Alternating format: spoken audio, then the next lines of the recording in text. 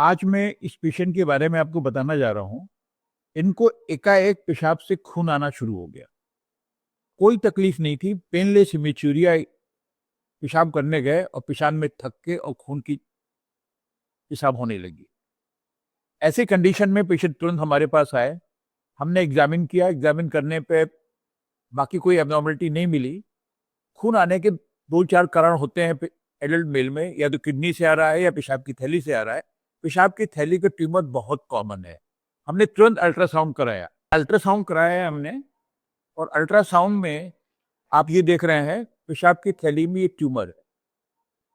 ऐसी कंडीशन में हमें तुरंत दूरबीन से ऑपरेशन करके पहले इस ट्यूमर को पूरा निकालना पड़ता है, और ये ऑपरेशन हम एक स्पेशल मेथड से कर रहे हैं जो आपको दिखा रहे हैं।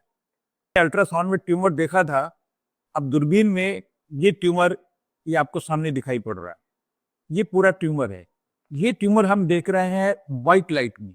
व्हाइट लाइट में यहाँ पे आप देखेंगे तो हमको देखने में लगेगा कि ट्यूमर हमारा कैंसर खाली यहाँ तक है। ये हमें देखने में लगेगा ये हमारा कैंसर का है, और ये हमें देखने में लग रहा है नॉर्मल म्यूकोसा है। इसके बाद स्पेशल मेथड होता है जिसको हम लोग बोलते हैं नैरो बैंड इमेजिंग।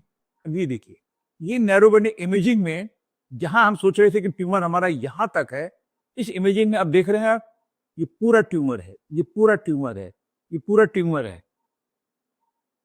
ये पूरा ट्यूमर है जिसको हमें निकालना पड़ता है। फिर से हटाइए नैरो बैंड इमेजिंग। अगर ये नहीं होता, अब देखिए उसमें ट्यूमर यहां तक है, फिर करो नैरो बैंड इमेजिंग।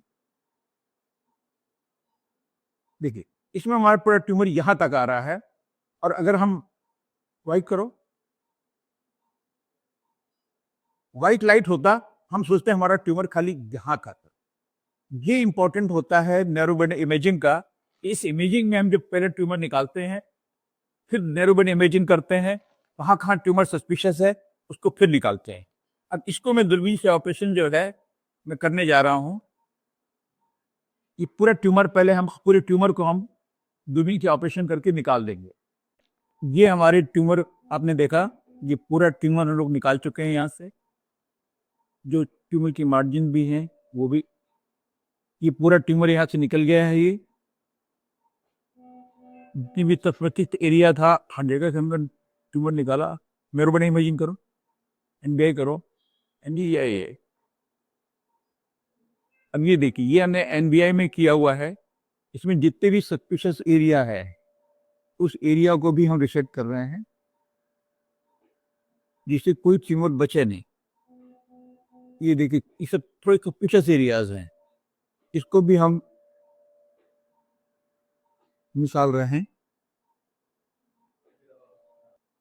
ये हमारा लगभग पूरा ट्यूमर जो है यहाँ से निकल चुका है, कहीं भी सस्पिशियस एरिया हमारे पास नहीं है।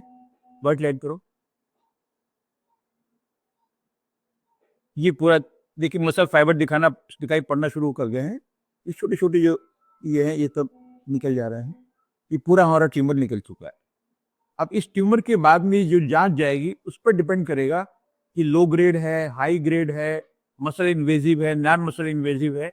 इसके ऊपर हमारे आगे का ट्रीटमेंट डिसाइड करेगा। इसके बाद हम पूरा ब्लैडर देख ले रहे हैं।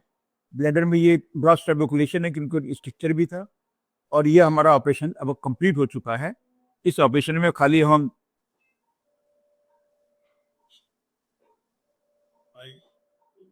जितना भी सस्पिशियस एरिया है ये सब निकल गया।